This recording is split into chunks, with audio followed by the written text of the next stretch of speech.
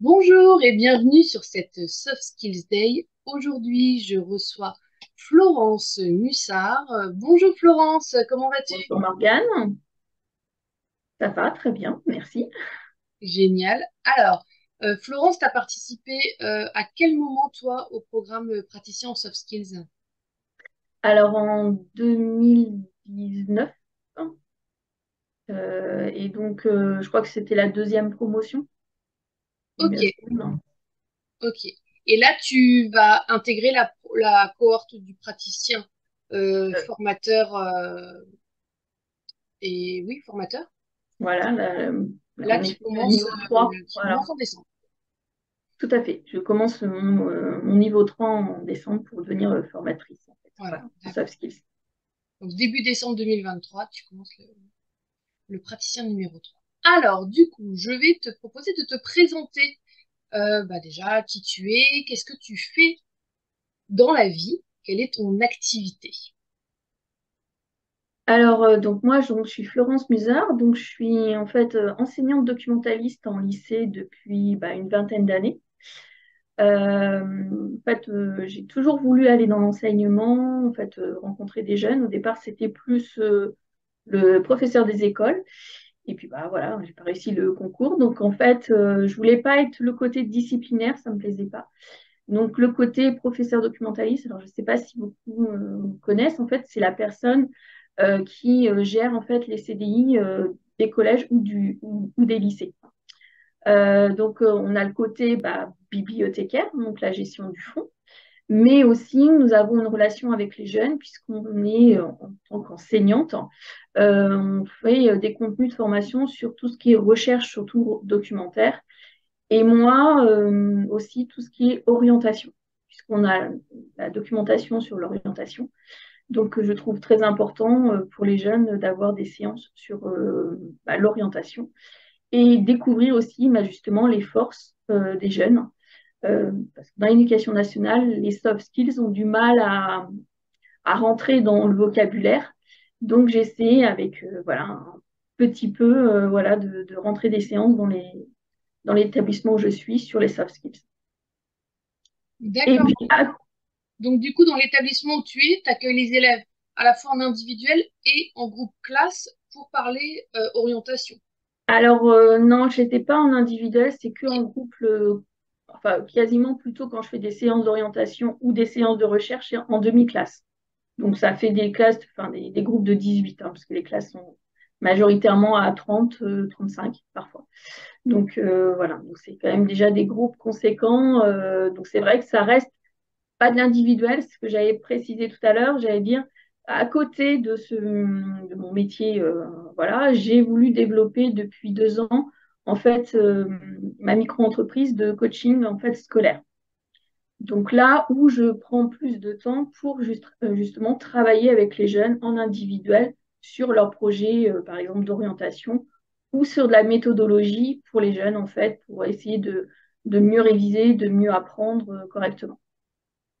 Ah oui, donc là, on arrive à toutes les façons d'apprendre à apprendre, le mind mapping, éventuellement la lecture rapide, les intelligences multiples, ce genre de choses là aussi. Voilà, tout à fait. Donc, en effet, à côté de ça, je me suis formée personnellement à tout ce qui est mind mapping, lecture rapide. Là, je suis en train de finaliser ma certification pour devenir praticienne en sketchnoting. Donc, voilà, donc ça, c'est en effet des choses que j'essaie de développer dans mon métier au lycée, mais voilà, de l'autre côté, en essayant, là, cette fois-ci, en individuel ou en petit groupe d'atelier. Est-ce que tu peux nous expliquer ce que c'est que le sketchnoting? Oui, alors le sketchnoting, c'est une façon visuelle. Alors la différence du mind mapping, qui est donc la carte mentale, là, c'est plutôt le sketchnoting de prendre des notes, mais non pas spécialement structurées, mais avec toujours des mots et des images, en fait. Donc, essayer de représenter visuellement, en fait, ce qu'on prend en note. Donc, moi, j'avais commencé à suivre des personnes, en fait, en sketchnoting. Euh, et je sketchnotais parfois des vidéos quand on pouvait les regarder en ce moment. Et j'aimais bien prendre des notes, mais non pas linéaires. Et là, j'avais envie de le faire plutôt dans un cadre avec l'éducation nationale. Et donc, j'avais réussi à avoir en fait Sarah Jauban, qui est une ancienne en fait institutrice. Et donc, de ce fait, elle a côté le pédagogique. Et ça m'a beaucoup plu. Donc, j'ai intégré sa formation. Donc, voilà. Donc, là, il y a le côté pédagogique. Comment, en fait, amener, en fait, le sketchnoting dans nos séances. Moi, évidemment, bah, en tant que professeur documentaliste, ça va être beaucoup plus dans mes visuels de communication. Donc là, le sketchnoting, en effet, sur la communication, ça marche énormément bien. Voilà. C'est très intéressant. Bah, évidemment, je pratique également le sketchnoting. Je trouve ça très très puissant comme manière de retenir, de faire passer des messages également. Et comment est-ce que tu as découvert les soft skills en fait? Comment c'est arrivé dans ta vie les soft skills? Alors en fait, déjà je dirais que bah, j'ai commencé à découvrir Jérôme Waro en fait en allant au festival de l'école à Montpellier qui avait été organisé par Julien Perron. Donc c'est comme ça que j'ai rencontré Jérôme et Nicolas.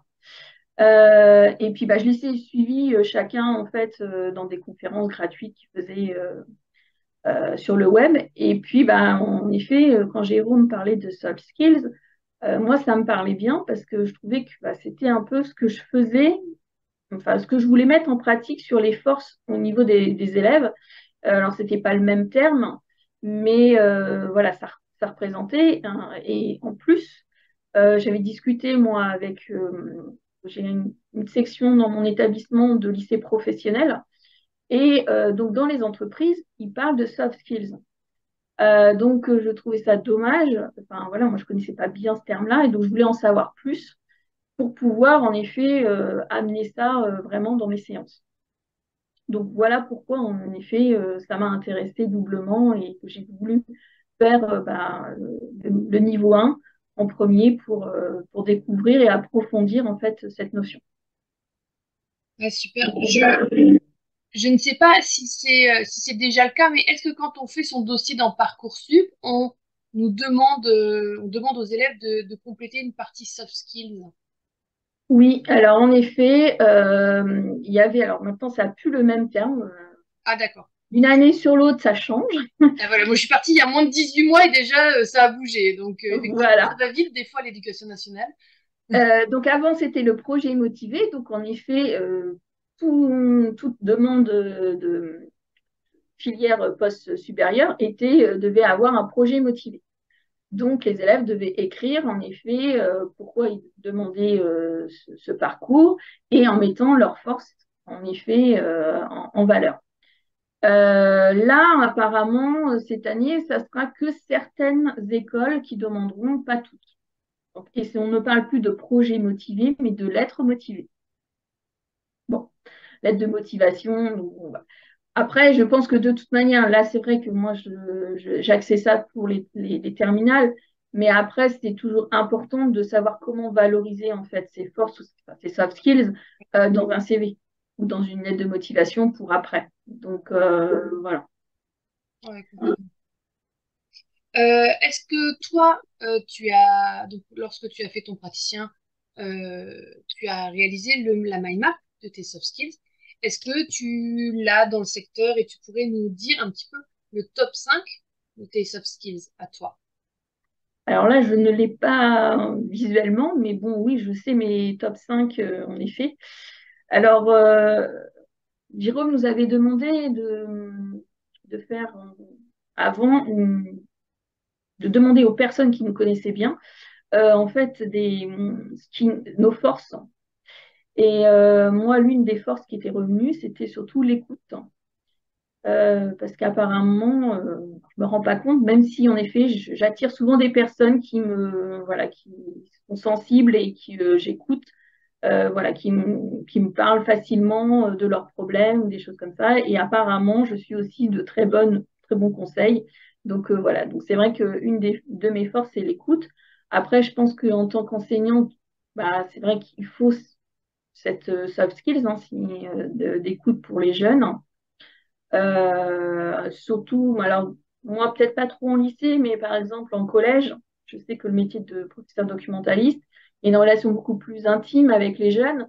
Et donc, on est souvent un peu la deuxième maman. Enfin, voilà, on coucouine les élèves. Donc là, il faut vraiment cette soft skill d'écoute. Alors, ma deuxième soft skills, c'était un peu la curiosité. Parce que c'est vrai que j'ai toujours aimé chercher, en fait, plein de choses. Là, comme je vous ai dit, j'ai été moi-même découvrir le festival de l'école de la vie à Montpellier de Julien Perron. Et ça m'a ouvert énormément de possibilités. C'est comme ça que j'ai connu le mind mapping, même si j'en avais entendu parler dans mon métier, mais je voyais pas la puissance de l'outil. J'ai aussi plein de choses au niveau des associations alternatives, des écoles alternatives, voilà. Donc cette curiosité d'aller voir en fait des outils ou des choses qui sont un peu différentes que l'éducation traditionnelle m'a toujours un peu interpellée. Bon, j'avais fait un peu des formations sur la méthode Montessori, des choses comme ça. Voilà. Après, il y avait donc en tant que professeur documentaliste, il a fallu la soft skills à développer parce que ce n'était pas une soft skill que j'avais, je pense, au départ. C'est l'analyse. Parce que bon, dans mon parcours, j'ai pas scolaire, j'ai eu quand même des difficultés, même si j'ai pas été mis en tant que 10, mais je pense que maintenant, peut-être que j'y serai. Parce que c'est vrai qu'à l'époque, on détaillait peut-être un petit peu moins. Et donc, ça m'a permis, enfin, j'ai eu des difficultés à formuler mes phrases, des choses comme ça. Et en tant que professeur documentaliste, c'était important. On avait pour le concours une synthèse d'une centaine de pages. En 5 heures, il fallait faire le résumé, un plan, un résumé d'un texte, un plan, et puis faire une synthèse de tout, en fait. Donc, à force de faire ça, j'ai été obligée d'avoir un esprit synthétique. Je dirais la persévérance aussi, parce que je me suis accrochée comme j'avais eu des difficultés par rapport à ces analyses. Donc la persévérance, je pense que c'est une soft skills qui est importante chez moi. Et puis l'engagement, parce que c'est vrai que quand je m'engage dans un programme, quand je m'engage vis-à-vis de quelqu'un ou d'une association, j'essaie de le faire vraiment jusqu'au bout. Voilà. Donc voilà mes simples, oui, je crois que c'est ça, hein, curiosité, écoute, analyse, persévérance et engagement. Voilà. Super. Et aujourd'hui, le fait d'avoir ce top 5 qui est réalisé, est-ce que c'est quelque chose qui t'apporte? Qu'est-ce que ça t'apporte dans ton quotidien ou dans ton fonctionnement quand tu veux te lancer dans un projet ou autre? Alors, je pense que ça m'a pas apporté quelque chose après coup, mais ça m'a permis de synthétiser et de voir vraiment mes forces, en fait, et de les nommer. Euh, Avant, voilà, je le savais, mais c'était pas nommé. Alors que maintenant, je sais que ces piliers sont mes forces. Voilà. J'en ai d'autres à développer, mais ça, je sais que voilà, je peux m'appuyer dessus, hein. Super. Et d'ailleurs, dans le programme, vous déterminez vos soft skills, mais vous êtes aussi capable de justifier, entre guillemets, de citer dans quels événements, dans quels moments de votre vie vous avez eu l'occasion de voir ou de développer cette soft skills en question. Donc ça, c'est hyper intéressant, que ce soit pour toi ou pour les gens que tu accompagnes en individuel ou en groupe, d'être capable de dire, j'ai développé la soft skills créativité lors de un tel événement et lors de tel événement. C'est que ce soit au niveau d'un recrutement ou au niveau d'une candidature dans une école, la personne comprenne que c'est pas juste que tu as tapé sur Wikipédia les 10 soft skills que demandent les recruteurs et que tu en as choisi 3. Non, ça vraiment, tu as fait un travail de recherche, d'introspection sur ton parcours aussi. Oui, tout à fait. Ce que justement je propose en individuel, c'est vraiment de travailler là-dessus, en fait, de leur montrer sur leurs activités personnelles, euh, qu'est-ce que ça soit sur un lycéen ou même avant, qu'est-ce qu'ils ont pu en fait utiliser comme soft skills. C'est vrai que pour eux, c'est pas facile du tout. Alors après, j'ai pour l'instant pas fait du tout encore d'adultes. Je suis restée vraiment que sur des jeunes lycéens ou collégiens. Mais c'est vrai que ça leur demande une capacité d'analyse, entre guillemets, Et puis, ils se rendent pas compte, on me dit, ah, bah non, bah oui, c'est évident. Bah oui, mais non, voilà, tu vois, tu le nommes maintenant, donc tu peux t'appuyer sur cette force-là. Donc, c'est vrai que c'est important, en effet, de donner les exemples et de voir, là. Parce que c'est vrai que c'est comme ça que en pratiquant et en décortiquant qu'on voit vraiment nos forces. Il y a un autre exercice qui est proposé dans le praticien soft skills, c'est la modélisation. Toi, tu avais choisi de modéliser quelle personne? Alors oui, donc dans le niveau 1, c'était vraiment des zones de sortie de zone de confort parce que il fallait donc modéliser quelqu'un et interviewer en plus quelqu'un voilà, qui nous inspirait, quelque chose, enfin, voilà. Alors moi, j'ai réussi quand même à faire 3 interviews de personnes. J'ai fait 2, je sais même pas, je crois que les 3 personnes, je les ai modélisées. Parce que c'est un petit peu loin en fait déjà. Donc, mais oui, oui, j'avais fait la modélisation pour les 3 personnes. Et c'est vrai que bah, c'était très, très intéressant parce que là, bah, on a été obligé de se plonger dans la vie de la personne, de voir quels étaient un peu justement ses défis dans sa vie et de voir quels sont bah, les soft skills qu'elle a pu développer par rapport à ça. Ce qui était intéressant, c'est qu'à chaque fois, j'ai eu le retour de ces personnes et qui m'ont dit que ma modélisation correspondait tout à fait. Donc c'est vrai que bah, j'étais quand même très contente parce que là c'était Lilou Massé que j'avais, donc c'était conférencière sur le développement, enfin, développement personnel et qu'elle a fait les défis des 100 jours avec différents types, l'argent, la magie, la vie extraordinaire. Et donc moi j'avais déjà travaillé en fait ces défis, donc c'est vrai que ça m'avait aidé énormément pour avancer dans ma vie et j'avais voulu en effet l'interviewer. Et donc, quand j'avais présenté ma modélisation, on m'a dit, oui, oui, tu as vraiment synthétisé mes forces, vraiment, que je m'appuie dessus. Donc, c'était vraiment quelque chose, en effet, d'important. Et là, je dirais que j'en ai refait une hein, récemment. Maintenant, je m'amuse à refaire beaucoup plus de modélisation qu'avant.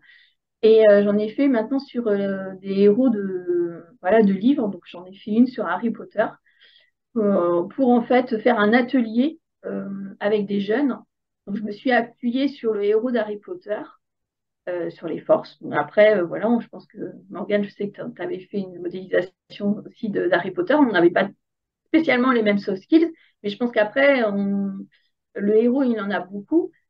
Toutes les personnes, après, on n'en choisit que quelques-unes et qui peut correspondre aussi. Moi, je l'avais fait par rapport à mon atelier.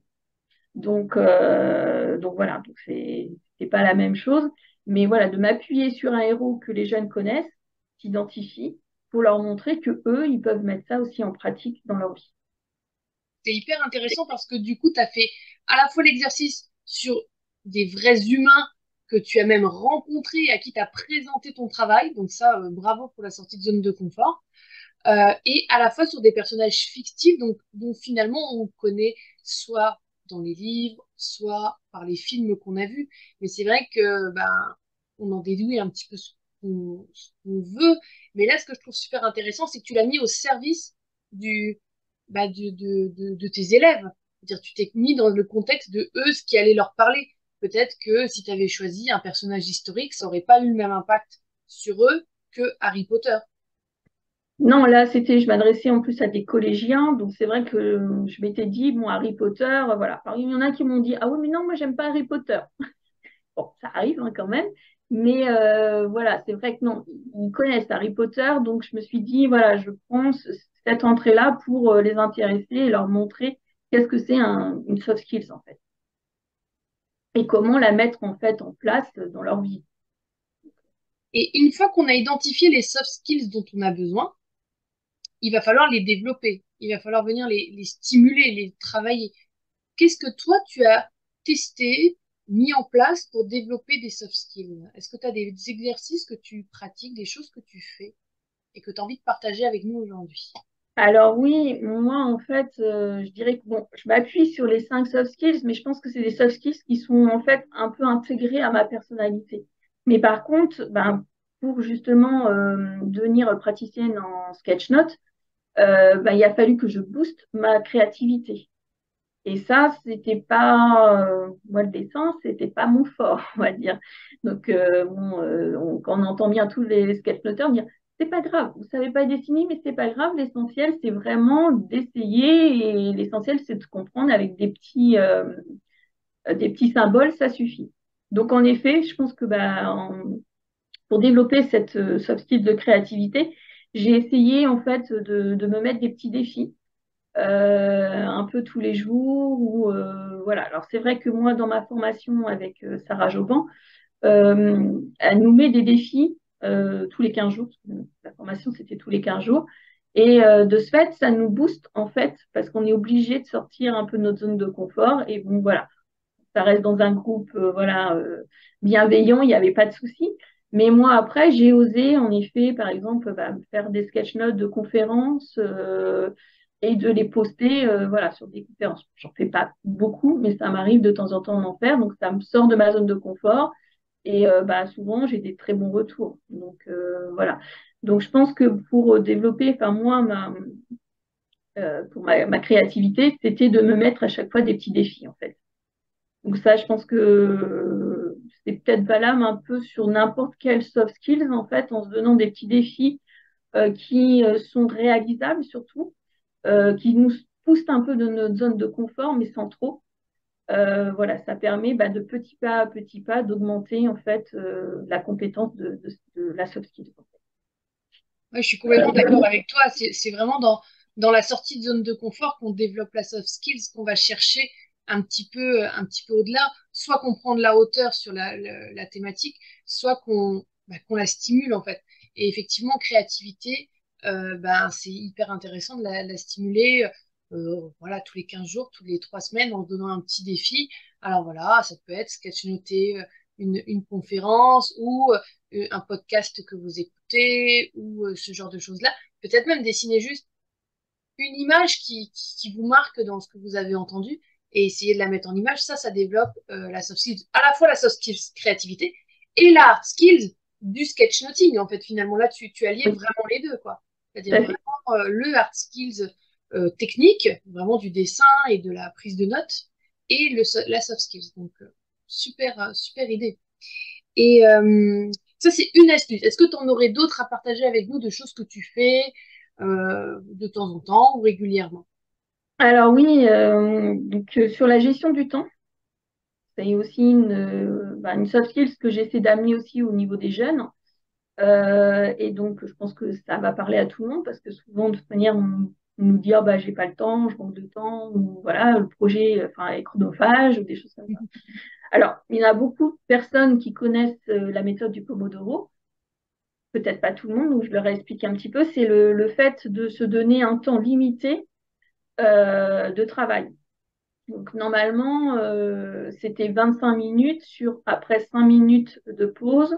On reprend 25 minutes, 5 minutes de pause, 25 minutes, une plus longue pause, et après, on reprend ce cycle-là. Euh, donc, moi, souvent, les jeunes me disent, ah bah oui, moi, je travaille 1 heure, 2 heures, voilà, non-stop, mais on me dit que c'est pas efficace, enfin, mes résultats sont pas. Voilà. Alors, il y en a qui connaissent le système du Pomodoro, mais en fait, ils les enchaînent. Donc, en fait, c'est pas non plus efficace. En fait, ça revient exactement au même. Il faut pas de pause. Et ils comprennent pas parfois non plus l'importance de cette pause, parce que cette pause, ça nous permet de redescendre, de s'aérer, de boire, d'aller aux toilettes, enfin, de faire un tour, enfin voilà. Et ça permet au cerveau de se reposer et de reprendre en fait de l'énergie. Donc c'est important de faire cette pause, donc c'est ce que je leur dis, même et après de repartir. Mais ce qui, moi, m'interpelle, c'est que souvent, et moi, quand j'avais commencé à entendre cette méthode, je l'ai fait, mais sans objectif. Et alors qu'en fait, il faut vraiment avoir un objectif précis et petit. L'idéal, c'est vraiment de découper, quand on a un projet, de le découper en plusieurs tâches et de commencer par, en effet, faire avec cet objectif, je fais 25 minutes. Si ça ne me suffit pas, j'augmente, voilà. Mais avoir cet objectif. Et ça, bah, il y a des fois, je fais le Pomodoro, mais sans objectif, bah, je suis pas efficace. Ouais, je suis complètement d'accord avec toi. C'est pour qu'un Pomodoro soit efficace, il faut que le cerveau il sache qu'il a un temps donné, 25 minutes, et une tâche donnée claire. Pour que ça fonctionne, il faut vraiment l'association des deux, puis la pause et repartir sur autre chose. Et moi, j'ai mis en place quelque chose aussi, je vais en profiter de côté sur la soft skill gestion du temps. C'est que moi, je fais des to-do, vous savez, où j'écris tout ce que j'ai à faire, les petits trucs, les gros trucs, pro, perso. Bah, avant, je faisais une to-do. Voilà. Bon, alors moi, déjà, je ne barre rien sur ma to-do. Je mets toujours en fluo. Comme ça, je mets en couleur ce que j'ai réussi à faire et pas barrer ce que j'ai fait. Non, au contraire, je valorise. Mais ce que je fais juste à côté, c'est que je mets le temps que j'estime nécessaire pour faire cette tâche. Que la tâche, ce soit d'aller récupérer ma fille à l'école, d'appeler un médecin pour avoir un rendez-vous ou d'envoyer des mails à tel ou tel client, hein. Je mets à côté le temps que ça me prend. Et du coup, ça peut me permettre, quand je fais un Pomodoro, bah, de prendre une tâche qui me prend 25 minutes en fait. J'ai pas besoin de réfléchir à calibrer mon objectif, vu que ben, dans ma to-do, c'était déjà plus ou moins calibré. Mais je trouve très intéressant le Pomodoro quand on va avancer sur un gros projet. C'est hyper efficace, quoi, hyper intéressant. Et de ne faire qu'une seule chose à la fois. Et c'est vrai que là, moi, c'est dans ma formation. Alors, aussi avec Jérôme dans la formation du praticien, en fait, on en avait aussi vu ça et c'est vrai qu'il avait été de nouveau focus par rapport à ça. Mais je l'ai revu aussi dans ma formation avec Sarah Jobin, qui nous, elle, chaque semaine, nous demande en fait de nous poser 3 priorités pour la semaine. Et bah, le fait de se poser et de dire bon, bah, quelles sont les 3 priorités là, par rapport au sketchnote ou professionnellement, bah, ça nous permet aussi de voir en fait l'importance en fait de nos tâches. Et bon, bah, voilà, après, on sait très bien que dans notre vie, il va y avoir d'autres tâches qui vont arriver à gérer, mais on sait que ces trois-là sont importants, qu'il faut les faire. Alors, il y a des fois, ça ne fonctionne pas, il y a des fois, voilà. Mais c'est vrai que le fait que bah, depuis 2 ans que je fonctionne comme ça, bah, j'ai gagné aussi en efficacité. Donc, au départ, enfin, on se dit, oh là là, on perd du temps parce qu'on ne sait pas quoi mettre. En fait, on ne sait pas quoi mettre comme priorité. Parce qu'on dit, bah, tout est prioritaire. Non, en fait, on en choisit 3 et on fait ces 3-là. Florence, je te propose de nous partager ta troisième astuce soft skills. Alors, ma troisième, je dirais que bah, c'était pour développer ma soft skill de synthèse et d'analyse. J'aurais bien aimé d'ailleurs avoir tous ces outils bien avant. Ça m'aurait bien aidé, je pense, pour préparer mon concours. Bah, tout ce qui est prise de notes visuelle, donc je vous ai un peu parlé donc, du mind mapping, du sketchnoting. Donc en effet, maintenant quand je lis des livres ou que je prends bah, voilà, des conférences, des choses comme ça, je prends donc des notes en fait en visuel ou du moins non linéaire, parce que ça peut être sous forme de tableau ou de carte mentale. Donc, mais j'évite en fait de prendre en linéaire, ce qui me permet en fait après bah, de classer mes notes et d'avoir plus envie de les relire. Et donc ça, c'est aussi quelque chose que bah, la pensée visuelle en général m'a appris. Parce que c'est vrai que bah, souvent on prend plein de notes, que ça soit étudiant ou au niveau professionnel. Et bah, c'est des notes qui font des pages et des pages, mais on ne sait pas où, enfin voilà, on se repère plus toujours. Et là, bah, j'essaie de faire des notes donc un peu plus visuelles avec de la couleur ou des cartes mentales sur soit de plusieurs feuilles, souvent des feuilles A3. Comme ça donne plus de place pour mettre des informations. Et ça me permet, bah, en une page, en fait, d'avoir l'ensemble en fait des idées. Donc ça, c'est aussi quelque chose qui, je trouve intéressant pour développer cette soft skill de synthèse ou d'analyse quand on lit des livres ou quand on a des dossiers à faire ou des choses comme ça. C'est vraiment de prendre des notes, non pas linéaires, mais de façon plus globale, en fait, pour avoir une vue de la globalité des informations. Et tu fais ça uniquement avec la main et le crayon. Tu fais pas en numérique du tout. Tu t'es pas équipé, tu fais tout à la main, c'est ça? Alors pour l'instant, oui, je suis pas encore mis trop au numérique. Alors les cartes mentales, si ça m'arrive de faire avec des outils numériques style Xmind ou nous là, dans l'éducation nationale, on a aussi des cartes mentales qui sont intégrées dans nos espaces numériques de travail. Mais c'est vrai que j'ai plus tendance à les faire numériques. Bon, après, quand je prends sur des livres ou des vidéos, ça m'est plus facile. Souvent, alors, je vais être honnête, hein, je fais pas directement, je fais souvent un brouillon et après, je reprends mes notes pour les remettre un peu plus ou pour avoir une idée d'un visuel plus sympa ou des choses comme ça. Et Mais voilà, maintenant, est-ce que tu reprends tes notes tout de suite après, tu fais ton brouillon et tu fais la mind map immédiatement, ou est-ce que tu laisses un petit temps entre ton brouillon et la vraie mind map? alors ça va dépendre en fait de ce que je fais. Si je lis un livre, je prends des notes, mais j'essaie de le faire quand même assez rapidement à la fin de mon livre. Si c'est des conférences ou moi professionnellement, parfois non, je mets du temps pour un laps de temps pour les remettre après. Parce que ça peut être hyper intéressant de faire le brouillon, de laisser un temps et de refaire le propre. Parce qu'en fait, au niveau de la courbe de l'oubli, tu reviens sur le sujet. Et donc, ça peut être hyper pertinent de revenir dessus plusieurs jours après, en fait, plusieurs temps après. Ouais, tout à fait. Après, c'est vrai que je suis souvent plutôt dans l'instantané, donc j'essaie voilà, de le faire rapidement, mais ça m'arrive que voilà. Mais je sais que quand je prends des notes comme ça et que je le fais pas aussitôt, je les laisse telles quelles, je refais pas la mise au propre dans ces cas-là. Je voudrais te parler maintenant de tes projets futurs. Qu'est-ce Donc que là, tu bah, vas faire avec les soft skills, là, maintenant que tu as cette formation en praticien soft skills?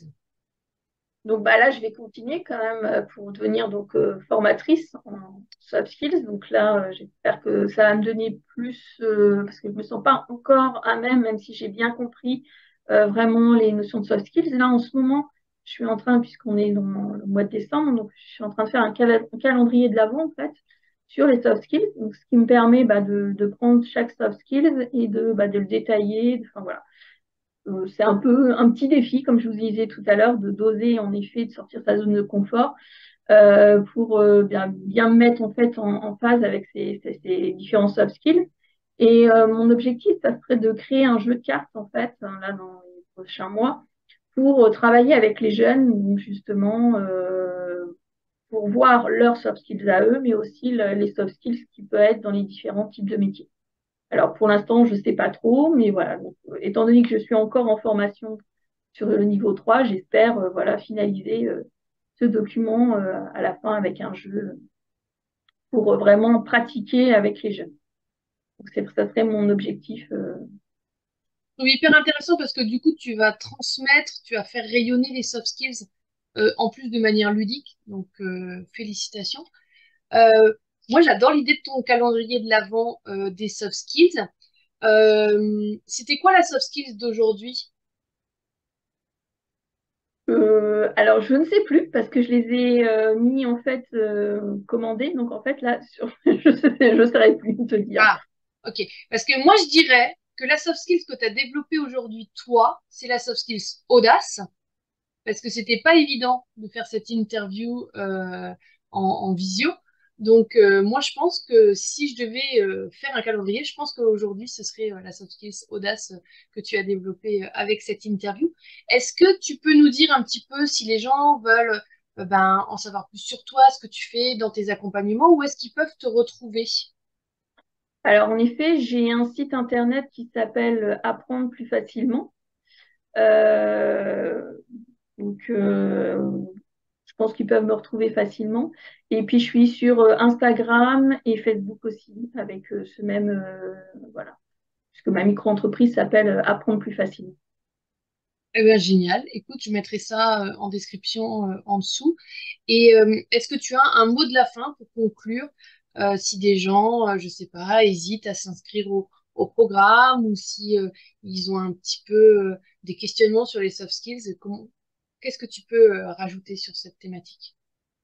Alors c'est vrai que moi je pense que bah, les soft skills c'est vraiment quelque chose qui va devenir de plus en plus important dans les milieux d'entreprise et même dans l'éducation nationale, je pense. C'est des choses qui doivent se développer et même si vous voulez pas l'utiliser professionnellement, déjà rien que personnellement, ça nous permet en fait une connaissance de soi. Donc je pense que déjà c'est déjà important. si vous hésitez, si vous, enfin voilà, vous savez pas, une reconversion, des choses comme ça, bah, ça va vous permettre d'éclairer vraiment sur les points forts que vous êtes en soft skills et puis de connaître en effet des outils comme la modélisation ou la méthode Viper qui va vous permettre aussi bah, d'avoir des outils pour trouver vos projets rapidement et être focus dessus. Donc c'est vrai que moi, ça m'a permis et ça me permet toujours, parce que là, je suis encore entre guillemets en formation, et d'être beaucoup plus focus. Et puis de voir que même dans la vie quotidienne, j'essaie de faire cette gymnastique bah, tous les jours, de me dire qu'est-ce qu'elle soft skill j'ai mis en pratique en fait. Parce qu'on ne s'en rend pas compte, mais on en fait tous les jours des soft skills. On en met, voilà, comme tu as dit tout à l'heure, c'est vrai que bah, pour moi, en effet, c'était oser cette interview qui n'était pas évident, ça sort de ma zone. Voilà, comme je vous ai dit, hein, des défis, voilà, petit à petit, bah, bout à bout, bah, on arrive à plein de choses et à développer en fait des soft skills qu'on n'avait pas au départ.